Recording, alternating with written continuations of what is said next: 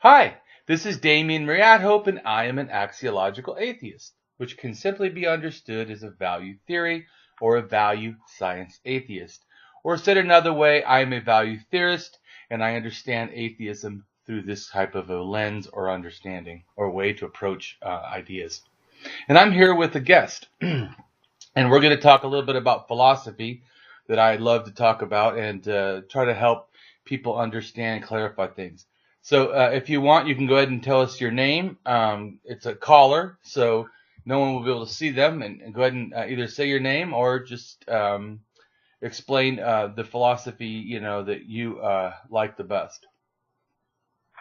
I'm Marquis, Amon, and my philosophy is Axiological Atheism that I've learned from Damien AtHope himself. And I also am a value theorist, and one of my values is assessment of reality based on the pragmatic theory of truth, which is testing ideas based on logic. In other words, is that, say, God exists, and that it created the universe. The problem with this is that we have no God, nor do we have an idea of how God could actually create the universe. That's a problem known as the first cause argument, and the issue becomes infinite regression. Definitely. And speaking of that too, that there's in a sense no universal concept of God. When someone says God, they're just saying a bunch of noise that they're impacting, a belief to, but there is no universal belief of God. I mean, in fact, even if you took Christians and went to, in a one given church and you asked them separately, explain the qualities that you know God, I guarantee they would not be the same exact things of everyone in the church. The reason being simply logically deduced pragmatically is that this obviously that they don't have the same thing. Now, it's not the same thing as, say, if we're talking about an animal and we're looking at the front or the back or the side. People from different vantage points could be saying similar things, still talking about a real ontology. But this is not the case with God. In other words, there's only so many, in a sense, viewpoints you could assess what this thing could be. So when they give contradictory things, it's not the same as just a different vantage point. It's actually they're explaining that thing is different, yet still calling it the same. They're all using the word God, yet there's no uniform in this. And that, in my opinion, is the heart of the problem, because they aren't looking at any God at all. God doesn't exist. They have no information based in reality of what a God could be. There is absolutely nothing. Right. They're just making blind claims. And that's why if you ask 10 people exactly what the attributes of God are, if they're not just picking from some, Wikipedia page or some, religious book or some, religious figure, they're just making it up themselves every time. Because there is no evidence supporting God at all, and that's exactly why we can objectively say there is no God in reality, because we can dismiss every claim of evidence that has been presented to us. Correct. And then reality itself, to me, begins in reason. And reason, in a sense, is what is used then to me. You put reason at difference from regular thinking, per se, is that regular thinking could be all over the place, in a sense. But reason always has to be structured. It always has, a quantifiable approach to things, and that's how you know it's reason as opposed to just random thoughts. Because of, as you call it, it relates to ontology. Correct. Assessment of reality. Right. And a lot of people make ontology claims. They'll say, oh, God is something, but they're not even justifying the ontology of the term God first. That's why I always want people to start off, what is a God? Because people think this is a non-starter. That somehow, if you ask people what's a God, then you're like ending the conversation before it starts. But this is important for me. It is ended before we started, and I needed them to understand that. It always is ended before we started because you are actually not making any claim of substance, no real ontology. Just like logic has a real ontology in the fact that I explained, in a sense that it starts in pragmatic theory of truth, but then it has two features to the main groupings of things that are labeled logic. Internal consistency, in other words, non-contradictions, internally when you say things. In other words, I may not know everything about the universe, right? But it's not necessary to have that knowledge to know some things are contradictory. Like the fact that two shapes can't take up the same space. A circle and a square, two shapes that are contradictory and cannot exist at the same time in the same space and be called two separate things, becoming one when they're that different. I mean, you could force the shapes to just, conglomerate something close to that, but they really are not both a circle and a square. That's just... And one of the things that you've best described that is with the impossibility of God is that you can not make a planet that's both a square and a circle. Exactly. And you actually have somewhat of a 3D model trying to emulate that in a meme. And I think that's a very good example of that. Well, because logic demands that there's external consistency. In other words, that there are certain things that just by their nature are not, like, in other words, right now I'm at my house. You cannot physically see what is in my pocket, if anything. But you know for sure, because of logic, we can know absolutes in a sense. Because you know that the Nile River is not currently in my pocket because of an external consistency, that there's an impossibility for that to happen. I could say I have water from the... pockets, for example, are not large enough to contain something, nor could the Nile River be moved to inside your pocket. That's correct. I could say I have water from the Nile River. That would be, but see, I'm still having to caveat back into a external consistency of what I'm saying. It has to match what is available, the ability to even possess. Like you said, like I can't say right now the planet Pluto is in your pocket. I know this because of magic. We know that the number one, that planet can't do that. There isn't magic. I would have to prove several things. See, it's actually not one claim to me, but several claims. One is the claim of magic. Exactly, because the planet Pluto orbits the sun, and there would be some grave repercussions if it were to change from that orbit, for example. And we can actually check with a telescope to see that it's still in orbit.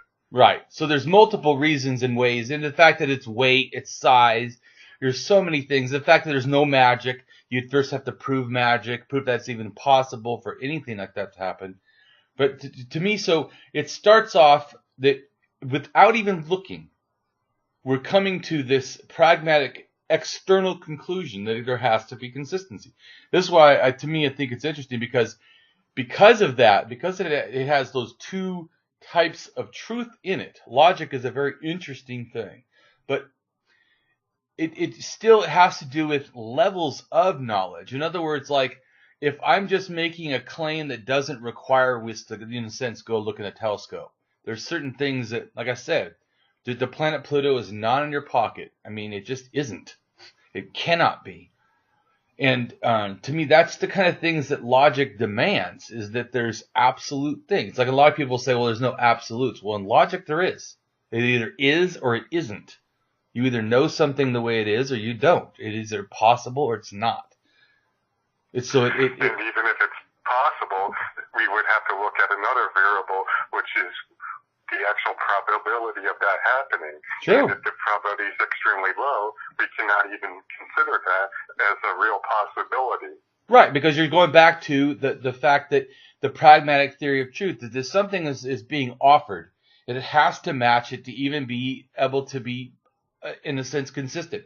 In other words, like how is logic valid when it starts off, in a sense, in pragmatics? To me, is that because it's not making major truth claims, it's majorly making is to me is standard statements. It's like standard statements. It's saying that this is a good standard, and because in other words, it's not that maybe in the future there's something better than logic. I don't know. As of now, there isn't.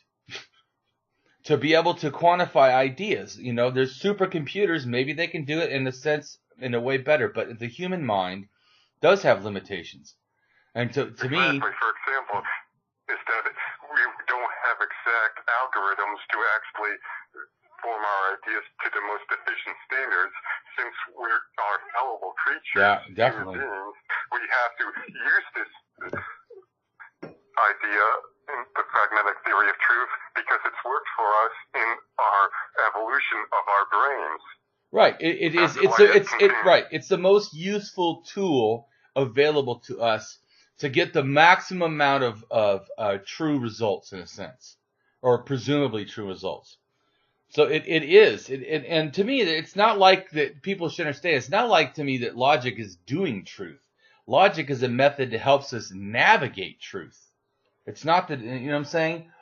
When logic, you make a logic truth claim, you're really stating that because of this certain standard that you apply, either internal consistency or the coherence theory of truth, or external consistency with the correspondence theory of truth, that because of those things, it helps us to understand. It still is the fact that logic is a standard, a way to me that we're approaching things. So logic is a useful truth in the fact that it helps us navigate ideas and come up with, just like reason does. Like what's the thing of reason is that it gets us to more true results than unreason does.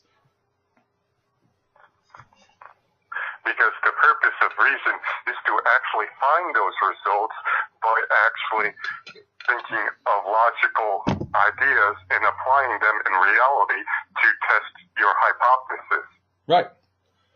And because it's a standard, though, it always can be, in a sense, updated if necessary. Because once again, it's an axiom. If we find out a new truth about the world, like let's say that we find out that there's actually a hologramic universe. Let's say so. The logic would then have to update to that understanding, in a sense, because it's not itself a truth statement. It's a truth navigation technique to me. Yes, because it's not asserting that it's true.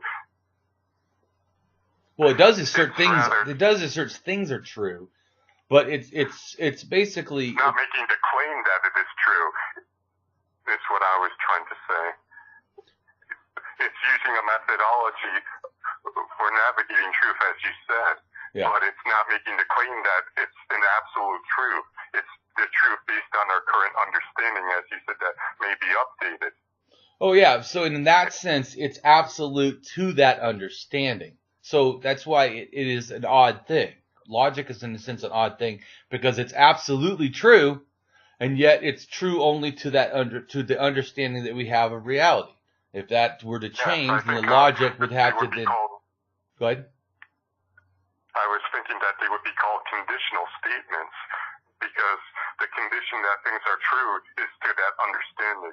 Right. It's called epistemic certainty is what it's called. The highest standard that we have of truth is truth. I mean, those words, to me, truth in general is basically a axiological judgment that we've made on. It's a term that we labeled something. This now is true. We've labeled it. So it's like, to me, it's like beliefs. It really doesn't matter that you say something is true.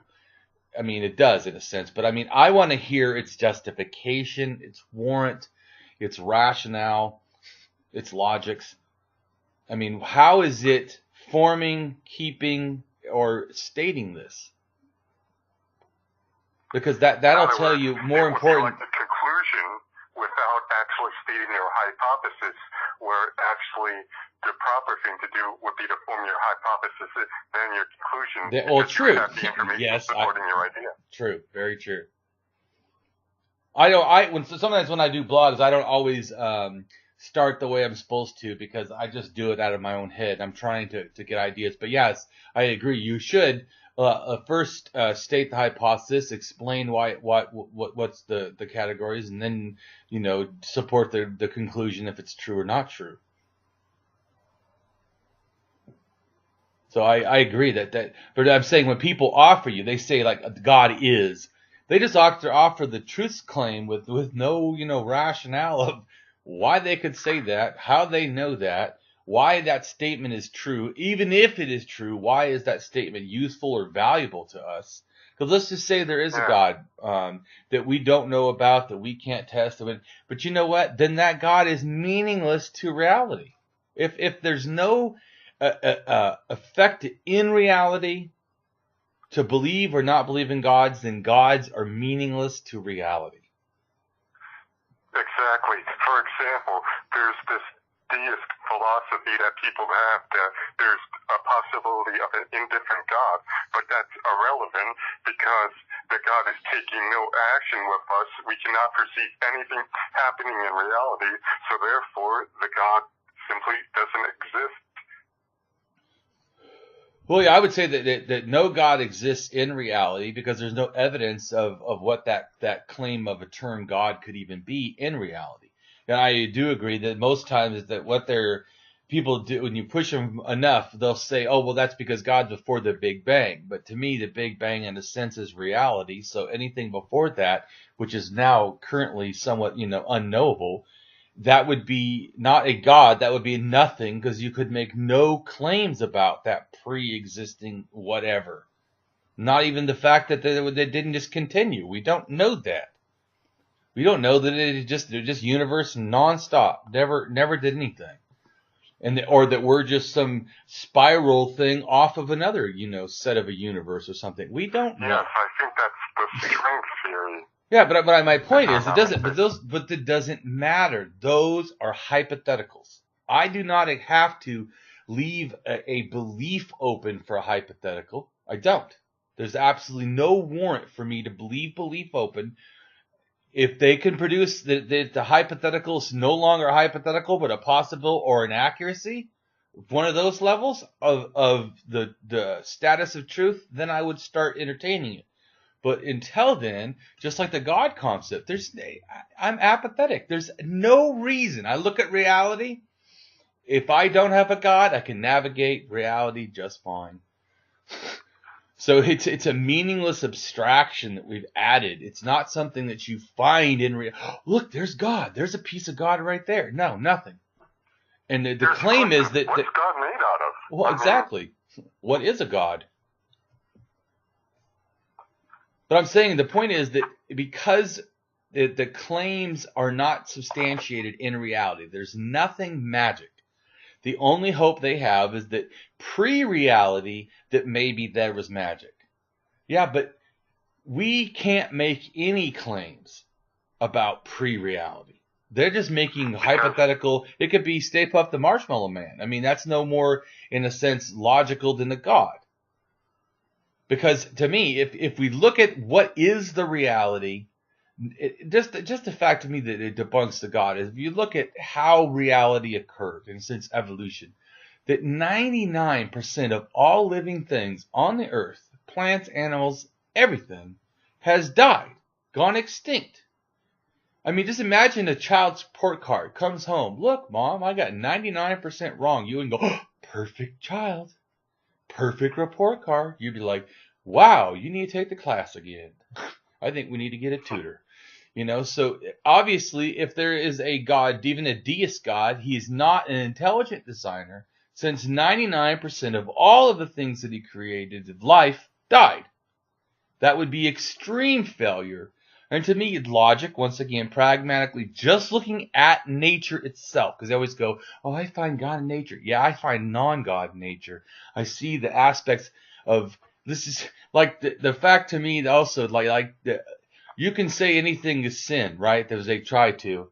But Really, there's children that are born or stay a week alive and then die. What possible benefit would a loving God have in doing that? Who is benefited in that happening? Why bring the life in at all? But this happens over and over again because there isn't a God. So the simple conclusion, that's called the problem of evil. I don't like using that word because to me it sounds like somehow that there's bad in the world as far as intentional harm. But I see the bad in the world as non-intentional harm in the sense that non-human created.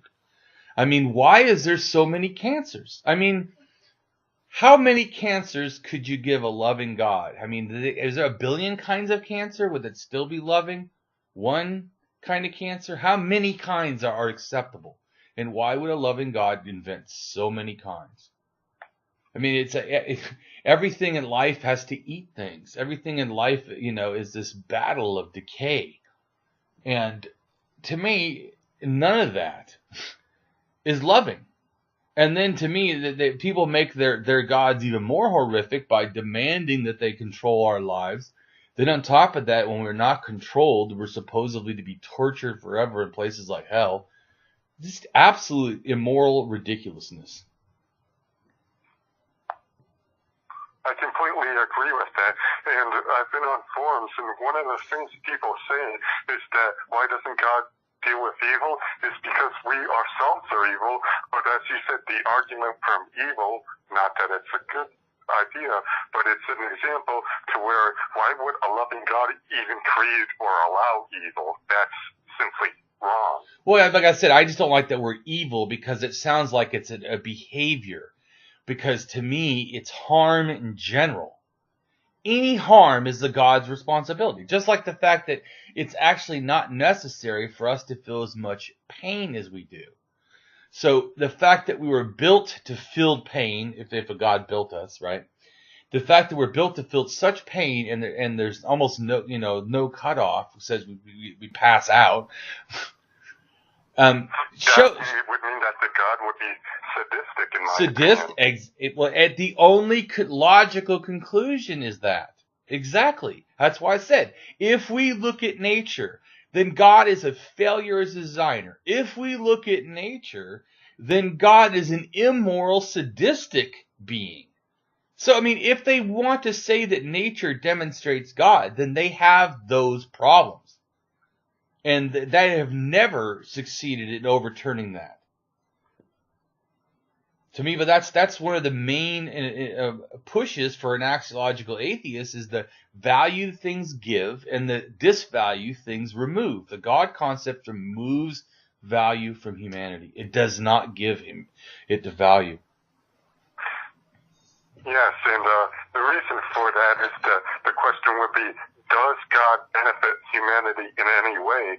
And the answer to that is no, because we have evolved socially from our earliest ancestors, such as Homo erectus, to be emotionally supportive entities without a God.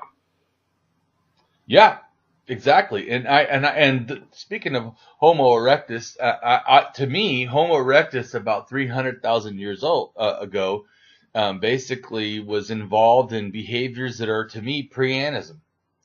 And anism, to me, almost starts probably in Neanderthals before us. It was transmitted to humans, I believe, over there in Israel, where we were basically mating with and interacting with the Neanderthals.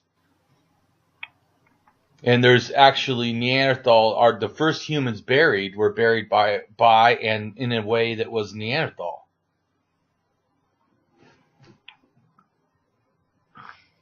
So to me... Oh, most certainly, yes.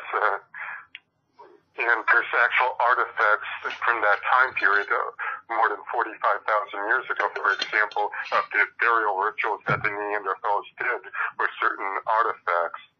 Oh yeah, Neanderthals have been buried though for...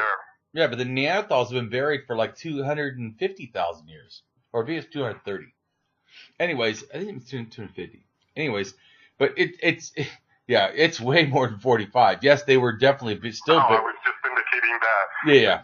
The practices of going back is that most recently, even like 45,000 years ago, we can see the connection to Neanderthals that we've had, because as I recall, there's about 3 separate instances over the course of our interaction to where they transmitted their DNA to us.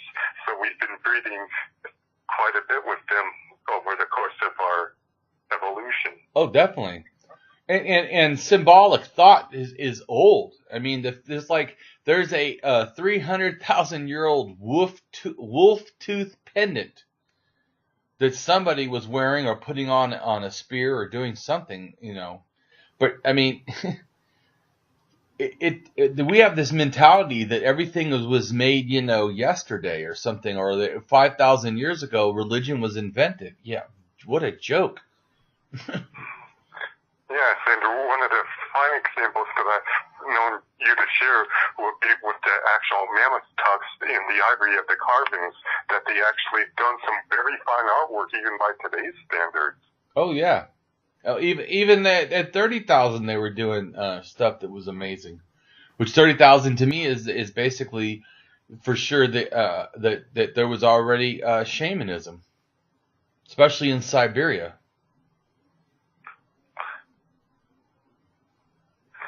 Yes, and you shared some more work, for example, of them riding deers with their artwork depicting their beliefs. And if I recall, also Neanderthals conveyed a lot of their ideas through their artwork, and since, as far as the current records are concerned, we don't have evidence of them possessing any speech, there's arguments that they did not possess the specific vocal cords to articulate very clearly. That might be up for debate in the future, but it's most certainly they conveyed their ideas through artwork. Yeah, I think that they actually did have speech. I've seen stuff that even Homo erectus had rudimentary speech. And but I think that it's also us having this problem that we now have words that we use all the time, and we assume that that's the best way to get things across. But often people have a lot of word confusion on ontology of words, but yet still understand each other, because a lot of our communication is nonverbal clues, things that we transmit. That's why I like doing videos, because it transmit. You can understand, you know, and see how a person is reacting, or how they're staying, because they look up or down, or, you know, they look at you, you know, all that, and then the way they move their hands, the way that they pause and stuff also matters, because you can say, "I love you." Nonverbal communication. Well, yeah, but also it's even tone and how you do verbal. Like, you can say "I love you" 10 different ways, and it have, in a sense, 10 different meanings, even though all I've done is said the words to how I say it. I'll say, "I love you," "I love you," or "I love you."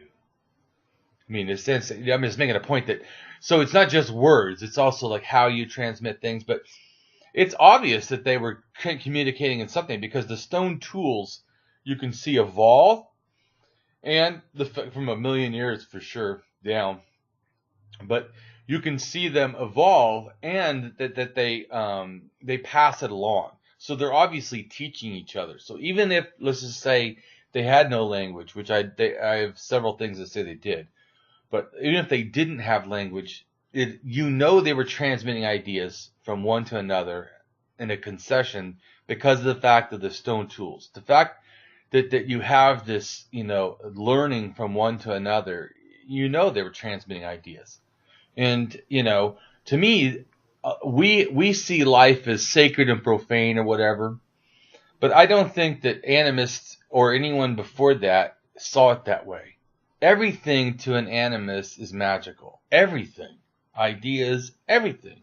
Words, or it can be, it just depends, but I mean, in a sense, it could be trees, you know, food you eat, you know, behaviors, your socks, everything that's like superstitious, magical, and that to me is animism. It's just this naive belief that there's somehow agency to things, and, you know, meaning, or, you know, a beingness to, like a tree has a being, you know, there's spirit to the tree because it's alive. You know, it's that animistic thinking. To me, though, because of that really changes how everything that's before totemism. Totemism to me is when you get the sacred and the profane. that you get this separation where you start much later in our religions today, is there a distinct thing. It was definitely, even paganism wasn't as distinct. But I'm saying the beginning, 50,000 years ago, the beginning of that separation, kind of like the earliest separation, I think is totemism. It's the thinking that there's something. Because see, the thing, well, just out of a course of things, they take mud, right, or clay, and then they bake it all of a sudden, and then they made it into a form. Now it looks like a female, whatever. So now they took mud and made it into a thing. So then it's that thing, that mud now, that special mud with the human form, is now more special, is more sacred than the profane mud that it came from. So that's why I think that just the fact that totemism wants to produce objects, like a totem or whatever, it's producing something in the world. The act of the producing is the saying that is now not like all other trees. Like, say it's a totem pole. It's a wood pole carvings that have to do with ancestors and spirits, whatever. So, or whatever, the clan, something. Anyways, but the point is that tree, right? It was before 10 minutes ago, whatever, hour ago, it used to be just a tree, along with all the other trees. Now, but this one tree that we've done something, art to, or whatever, creative flourish. It's applied the meaning to something us personal, and we try to convey an objective reality when it's simply still a tree. Oh, true. Exactly. It is, reality-wise, that's still just a tree with art on it. It's actually a dead tree now. It's not even alive. The thing before had more spirit to it, in a sense, more life. Now it's dead. We've killed it. But now we think it's more special than that thing that's alive and can actually do stuff. So, but what I'm saying is, so anything before totemism, as I'm trying to explain why I'm saying this, before totemism, so pre-anism of the Homo erectus, maybe Homo nati, and then you have the Neanderthals, then you have the anism, to me, of humans. So to me, though, all that is the same in the fact that, to me, in general, there's no sacred and profane in a sense, because everything is already magic. In a sense, or you know what I'm saying? So in that thinking. Yes, may I add something to that? Sure. Going specifically to animism and animism, I think it has to do part of our own evolution, as you indicated to me with the scholastic news, where children naturally display magical thinking. I think that has a direct connection to animism, and I don't think animism leads directly to God. It was a concept that we've refined over many thousands of years. Well, and the animism didn't start with gods, and God is a way, way later. Sometimes, it's not even always that animism have to have God, even today. But in a sense, they can. But it's probably all that happened, the term God, was probably, in a sense, in an animistic sense, would just be considered like the great spirit that watches other spirits or whatever. That would be, I would consider it to be what an animist would kind of be. Because like even like there's an island, can't remember what it's called, but it's over on the, what is that, farthest eastern Siberia or Russia. There's an island and has people that match the Native Americans in Alaska and stuff. And those people have a thing where they call it a god, kind of, but it's basically a crow and spirit in a sense that they feel is just like a father, grandfather spirit thing. So they kind of call it a god, but when you read what they explain, that's not really, they're not saying it like Jesus, or, Yahweh or whatever, Vishnu. They're not saying that's distinct of a god to how beingness that these later, more progressed religions give it. But I think that it was a later addition, because I know that some of the native peoples practiced their ways almost unchecked until Christian missionaries went up there and basically forced, religion. So to me, that's when I think that some of the ones say, oh, okay, great God. Oh yeah, we kind of have that. We have this, crow and yeah, but I don't think that they would have at that, just animism alone, there's no God, because everything is magic. And I was wanting to ask you, in a similar sense, but a diverging path, there's pantheism, to which people often associate with God, but it isn't a God at all, but rather just referring to the universe, if I'm not mistaken. Right, and I would just say that's animism. That pantheism often is just another form of animism, because in a sense you're just worshiping nature itself or nature as an entity. But that is what a lot of animists are doing or would agree to. Like I said, animism doesn't have to have anything to do with God, but yes, certainly pantheism I would see as a branch or of really animism to me. Because what I was wondering is that do pantheists actually just worship the universe and nature itself, or do they apply specific magical thinking to the concept?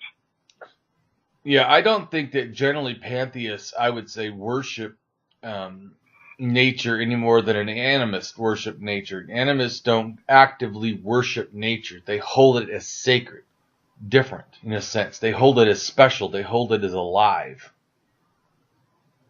You know what I'm saying? So to me, I think that so they don't. In other words, they don't they don't go around in a sense, hugging trees and then praying to them. And not that I guess they couldn't, but that's not what animism is. It's more, it's less a religion, defined religion, than it is a bunch of religious persuasions, or like you said, they're just our evolutionary mistakes that we make when we look at things move, and we, out of our fight or flight kind of fear-based primitive thinking, we think everything that's moving we should worry about is alive, or whether we just automatically attribute alive. Just like the fact that we look at clouds and see faces. There's no real faces there. It's just that we have a tendency, our mind, shapes that our brains recognize, right, give more pattern of seeking, an artistic view to them, perception. Yeah, exactly. So that's what I think. It's just it's not that we're animists are in a sense are thinking childlike, but it's not like that to me that they're actually perceiving or thinking they're perceiving magic. It's just that their mind is making a bunch of these mistakes, and then they're saying, oh, well, then that mistakes must be true. It's just mental optical illusions. The mind is seeing stuff move, and that's, it's got to be worried. Or like that we're scared of the dark. There's nothing there, but we're scared even if it's our own house. Yes, and one of the examples that you'll see in military training is that under certain light conditions, things can be perceived to move even though they are stationary objects. And what you're taught to do is to put your finger in front of your eyes to align it with the object to see whether it's actually moving or not as a form of a guide. Right. And now, with shadows and so forth, with the level of fear, you could perceive, say, demons and such, even though it's just natural shapes moving. And that's what we generally do. And we would invent that if it wasn't invented. We would maybe not call it the same names, which is why there's different, names all over the thing, the world. But the error, that's happening is the same. It's the same error. We're having this error that when we, feel these feelings, we're perceiving feelings as meaning reality. In other words, if I feel threatened, there must be a threat. Well, that's not actually true. Many people that have PTSD can attest to that they feel lots of threat in areas that in a sense, in reality, they're actually not at the same threat that they're feeling. That doesn't mean that you don't feel it. A post you've made about this, for example, with dreams. You can feel afraid in a dream, but those are separate things from reality, and the threat is not real. Your mind's just perceiving it and creating the threat itself. Right, you can wake up in cold sweats and be muscles tense and actually be in fight or flight totally from a dream, and yet it had nothing to do with reality. But to me, it's that mistake. It's like a lot of things that we call optical illusions. We are saying optical is somehow it's an eye problem. but that there's not that many to me of things that's really optical. It's more mental. It's rather a thinking error, as you call them. Right. That's what's really happening. Your eyes, the cones of your eyes do have effect, like certain blue and red together, or certain kind of green, or whatever. There's certain things, I can't remember all of them, but there's certain things that are brightness and dullness. There's a certain things that affect the cones of your eyes.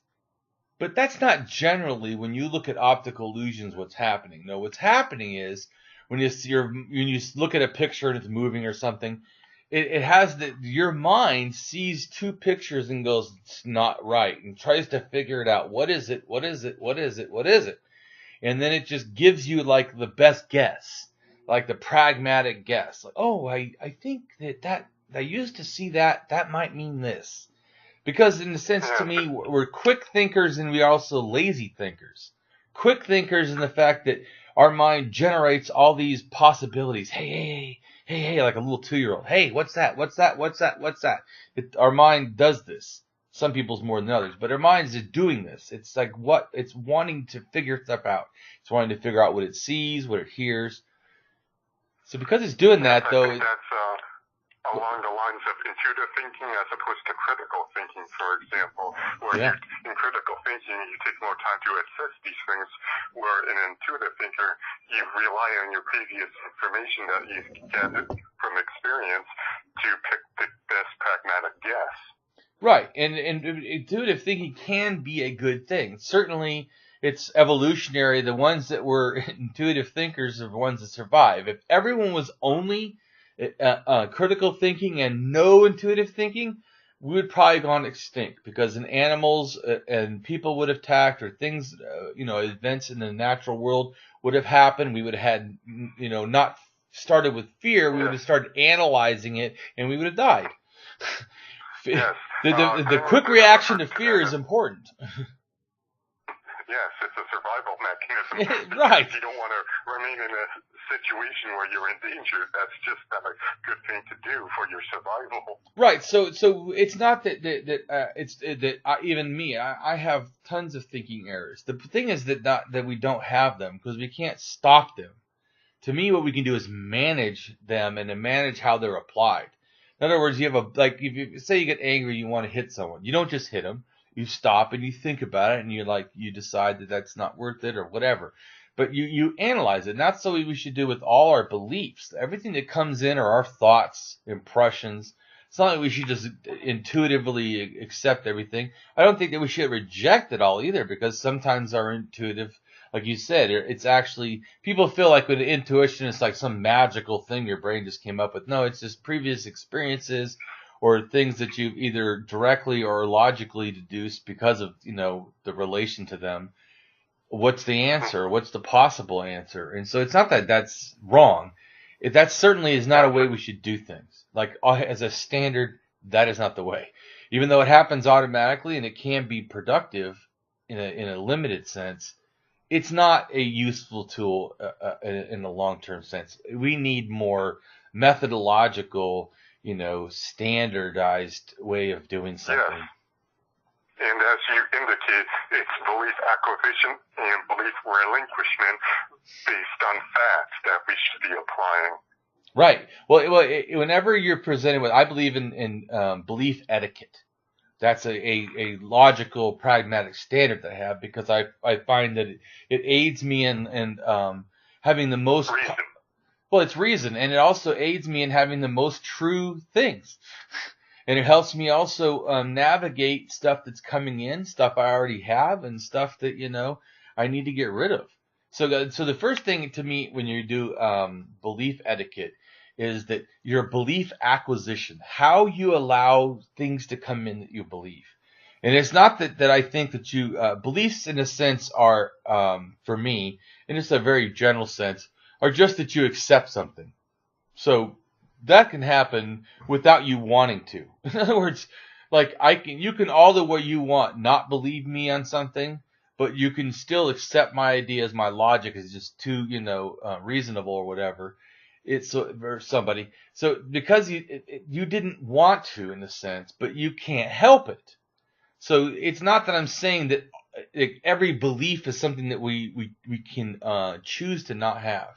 And I'm not saying that, because often in most beliefs we don't choose. It's just we're presented with stuff and then we accept it. We feel this acceptance, like, okay. The difference is that we own beliefs. This is a problem to me, especially with people that are, religionists. They own the belief. Yes, for example, as you've indicated, some things are sacred and shouldn't even. That's how religion presented. In fact, I have someone right now on LinkedIn that, as a friend, and I did an interview with him. He's a philosopher, and he just told me, I can't remember exactly, so I don't want to, paraphrase it because I don't remember exactly. But it was something along the lines, just as lighthearted, but something along the lines that, if I'm of value, then I shouldn't, in a sense, attack, theists like I do so brutally. And I still think it's funny when a philosopher tells me to not do philosophy because it makes other people feel uncomfortable. You know what? Philosophy is healthy. Challenging ideas is healthy. The mind that wants to sacredize ideas is a mind that does not want to learn. It's a mind that's stuck. I see it as a totally non-productive thing. And to me, I think if I was being mean to someone, which I try very hard to not do, because I don't believe it. I believe that we should be kind even to the people that are being mean to us. That doesn't mean that I will let them stay in my life. I won't. In fact, I block a lot of people. But the point is that how we behave matters, and it matters about us. It's not that people earn my behavior. It's that I behave because it's right. And to me, that's having good epistemic attitudes about your beliefs, or an ethics to your belief, which is just called an ethics of belief. And it was a philosopher, mathematician that came up with it in 18-something. I can't remember exactly, but having standards and understanding that we have an ethical obligation to standards. Yes, we have to challenge ideas to move forward to be the best people that we can be, not just as individuals, but as a species. Exactly. We rise by helping each other. And that certainly doesn't happen if we allow falsehood to be pushed and say nothing. Yes, and to give a direct example, that is that you said you're making people uncomfortable, but you're not attacking people, as you said. You're attacking the idea, and one of the ideas that you attack is God itself. But God is not a person. It's not present in reality. And the idea of blasphemy should be logically absurd because there's no God to even defend itself. There's nothing. So you're not attacking a person at all. Just an idea, and that's the distinction that's important. And given the fact is that God is some type of authority figure that makes laws apparently about how we should live, we must question those because we have a right to sovereignty. I totally agree. Everyone does. Yeah, I don't even attack people that are believers. Like, in other words, if someone says, I believe in God, I don't go, and they call them names. I don't do anything. I go, okay, whatever. You have the right to believe. And to me, people own themselves. Like you said, sovereignty. They have the right to believe what they want. The problem I have, and I'll always have, is when you say that is what's true. That is something that's real. Now you have entered it into the realm that it must be challenged. If you present it publicly, then you have asked for it to be publicly assessed. Challenge is one of the ways that you assess things. By putting it publicly, you're entering it into a realm of scientific jurisdiction, and it has to measure the rigors of the methodology. Or it should. And then if you don't want it to, don't call it truth. If you don't want it to be rigorously tested and then it be able to withstand that to be called truth, then don't call it truth because you've already agreed it's not.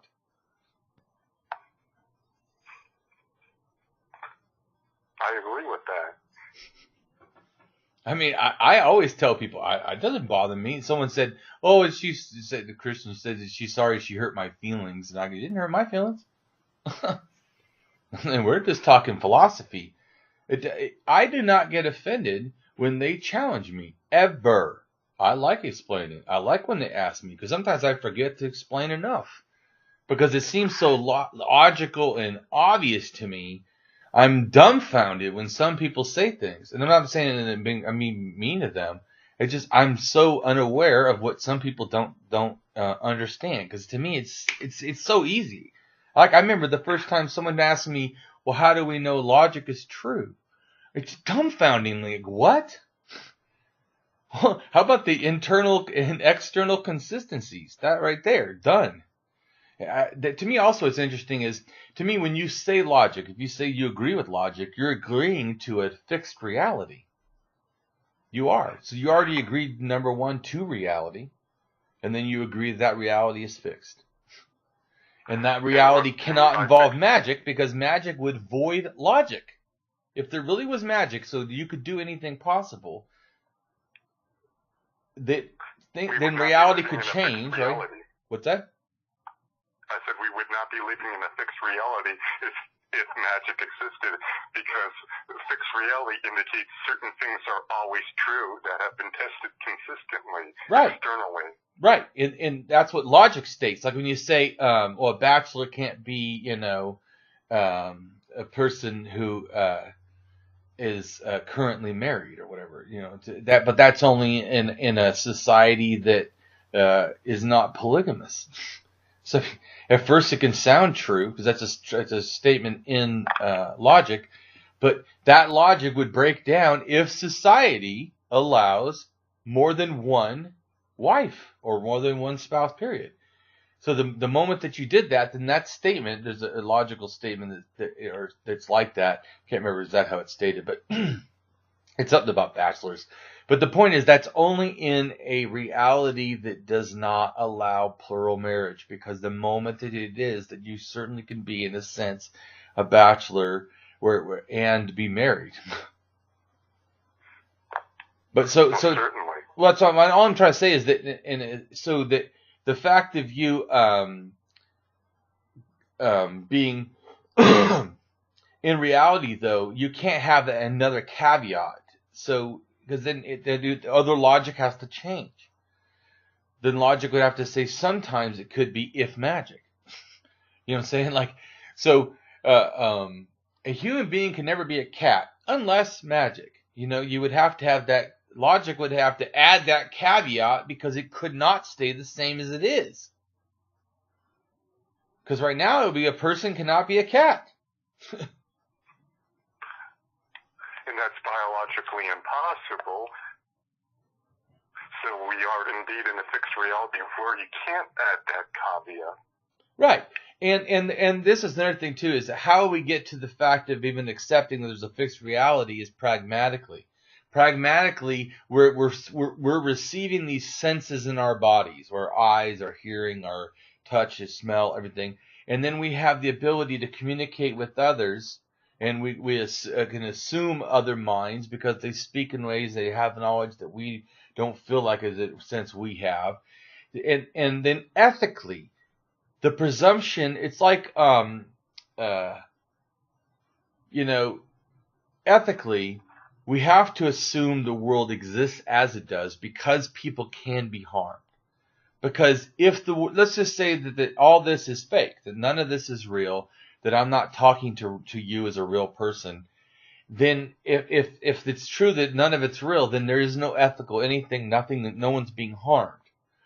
So that's the negative end of it. So the positive end of it, right, is that if you do act like the world does not have any reality, and you go harm people wantonly, what it feels like people, then you've done an ethical violation. You've made a positive harm. But the other one is making no harm at all because there is no reality. So you're ethically, that's why as an axiologist, we have to assume reality is what it is and then try to test it the best way to the best means possible. Because the ethical thing, the first presupposition that we feel feelings and we can experience what feels like pain, and it seems like there's other people with other minds that also experience pain. That tells us we have to navigate the world ethically in our behavior to not cause pain. And because if we do cause pain, there's an ethical violation between us going on. And so to me, that right there, as an axiologist, you have to assume that the reality is real. Because to not would be to put yourself in ethical danger if it is real and you've harmed someone. And it's a better presumptualism to actually have assuming reality is the way it is rather than not, because of that very nature that you put yourself in others' harm. Right. Well, that's how I see morality as like a big subheading or a big thing that, bubble that holds everything. And then inside that you have values that give any morality meaning. Like a value of, say, not hurting children. Yeah, that's a value. And then from that value, the morality is you do no harm to them. So, but the value, so everything to me starts with, and axiology is all about value. So the value, the worth, the benefit, the use, all those are to axiology the same thing. They mean the same thing, or they can depending on its use. Because all those are axiological assessment statements. So because you have the value first, which gives all morality, or morals, ethics, anything meaning, that why you do what you do, not just the what you do. So that's like the theoretical part. Then the normative, which is the actual behavior, to me, I break up into two things. So morals, to me, are your internal things.